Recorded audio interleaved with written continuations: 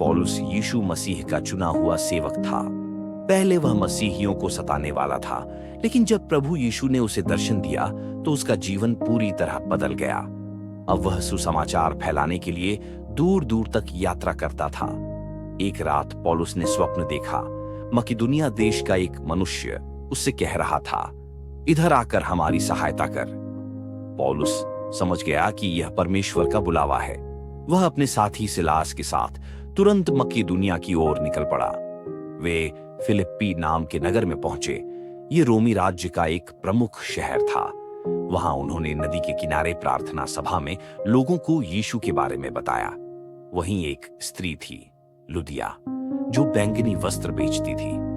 प्रभु ने उसका हृदय खोल दिया और उसने यीशु पर विश्वास किया। उसका पूरा घराना भी बपतिस्मा लिया। यह फिलिप्पी की पहली कलीसिया बनी। फिलिप्पी में एक दासी लड़की थी जिसमें भविष्य बताने वाली दुष्ट आत्मा थी। उसके मालिक उसके द्वारा बहुत पैसा कमाते थे। वह लड़की पौलुस और सिलास के पीछे पीछे चिल्लाती रहती थी, ये परमेश्वर के दास हैं जो उद्धार का मार्ग बताते हैं। कई दिनों तक ऐसा होता रहा।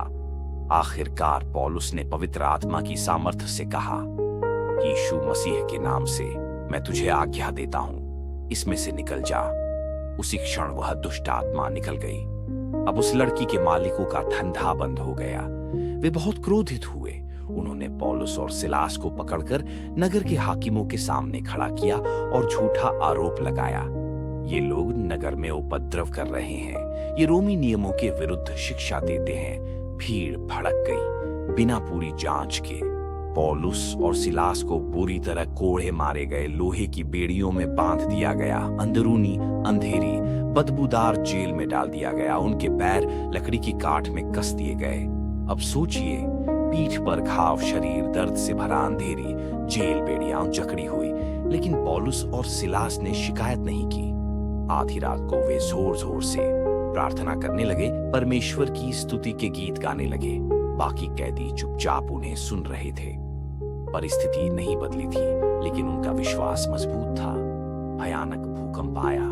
जेल की नींव हिल गई। सब दरवाजे खुल गए। सभी कैदियों की जंजीरें टूट गईं। ये कोई साधारण भूकंप नहीं था, ये परमेश्वर की सामर्थ्य थी। जेल का पहरेदार नींद से जागा। जब उसने देखा कि सारे दरवाजे खुले हैं तो वह घबरा गया। उसे लगा सब कैदी भाग गए होंगे। रोमी कानून के अनुसार अगर कैदी भाग जाते तो उसे मृत्यु दंड मिलता। उसने तलवार निकाल ली और आत्महत्या करने ही वाला था। तभी पौलुस ने जोर से कहा, अपने आप को हानि न पहुंचा, हम सब यही हैं। ये सुनकर जेलर कांप उठा। जेलर दौड़कर अंदर आया। पौलुस और सिलास के सामने गिर पड़ा और बोला, हे सज्जनों, मैं क्या करूं कि उद्धार पाऊं? पौलुस और सिलास ने उत्तर दिया, प्रभु यीशु मसीह पर विश्वास कर तो तू और तेरा घराना उद्धार पाएगा। उसी रात जेलर ने उनके घाव धोए। उसने और उसके पूरे परिवार ने यीशु पर विश्वास किया। सभी ने बपतिस्मा लिया।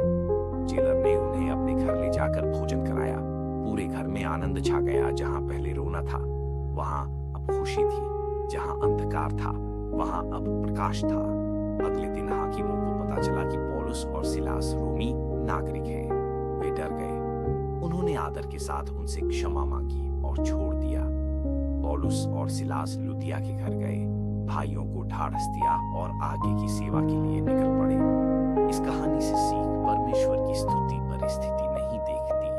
जेल भी परमेश्वर के लिए मंदिर बन सकती है। एक प्रार्थना पूरे घराने को बचा सकती है। परमेश्वर की सामर्थ बेड़ियां तोड़ देती है।